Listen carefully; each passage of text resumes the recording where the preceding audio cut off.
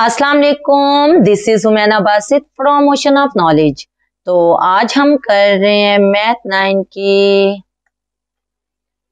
Exercise 1.2 का question number 6, जो कि है verify that if a is equal to 1201 and b is equal to 1121, then question number 6 के दो पार्ट हैं। फर्स्ट पार्ट है कि अगर a का ट्रांसपोर्ट लो उसके बाद फिर से उसका ट्रांसपोर्ट लो तो वो a के बराबर आ जाता है, और सेकंड पार्ट भी बिल्कुल वैसे ही है। ये काम हमने b के साथ किया हुआ है।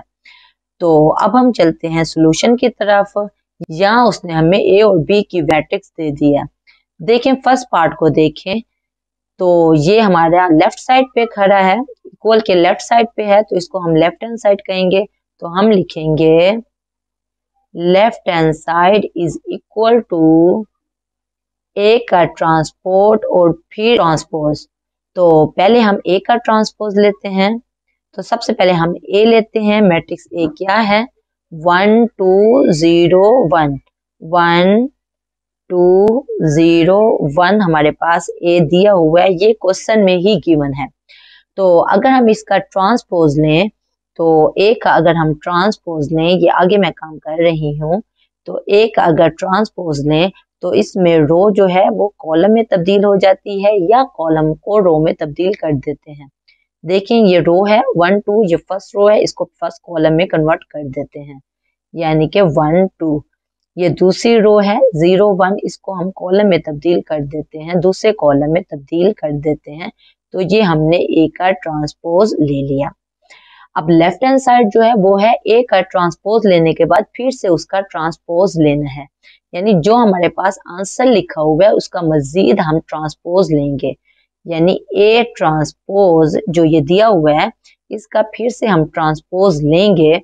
तो अगर हम इसका ट्रांसपोज लें तो ये क्या है? रो है, फर्स्ट रो को फर्स्ट कॉलम में कन्वर्ट करेंगे, यानी कि 1 0, और सेकंड रो जो कि है 2 1, इसको सेकंड कॉलम में कन्वर्ट करेंगे तो 2 1 हो जाएगा। अब जब हमने ए ट्रांसपोज का फिर से जब ट्रांसपोज लिया तो हमने जब शक्ल को देखा तो हमें महसूस हुआ यही शक्ल ए की है। देखें 1 2 0 1 1 2 0 1, इसका मतलब है ए ट्रांसपोज का जब फिर से ट्रांसपोज लो तो वो ए के बराबर आ जाता है, यानी कि हम लिख भी देंगे ए ट्रांसपोज लेने के बाद जब फिर से ट्रांसपोज लेते हो तो वो ए के बराबर आ जाता है, और यही बात हमने प्रूव करनी थी। इसी तरह सेकंड पार्ट है, सेकंड पार्ट में भी बिल्कुल ऐसे ही करेंगे जैसे हमने फर्स्ट पार्ट में किया है।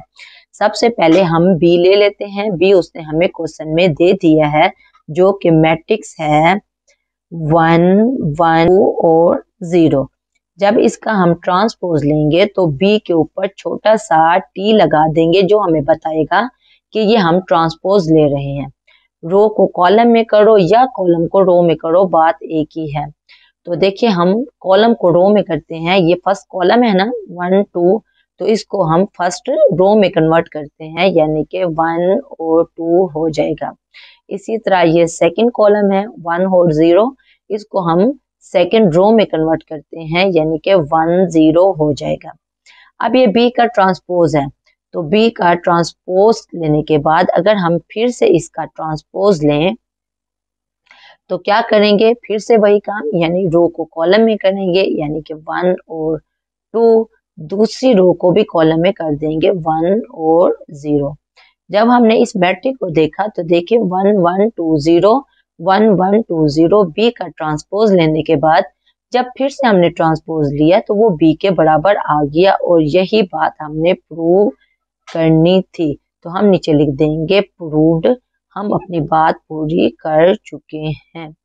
तो कोई कंफ्यूजन हो, कोई मसला हो, कोई बात समझ ना आई हो, आप नीचे कमेंट में पूछना, मैं इंशाल्लाह कमेंट बॉक्स में उसका डेफिनेटली जवाब दे दूंगी। तो अपना ख्याल रखिएगा। ओके फिर, अल्लाह हाफिज।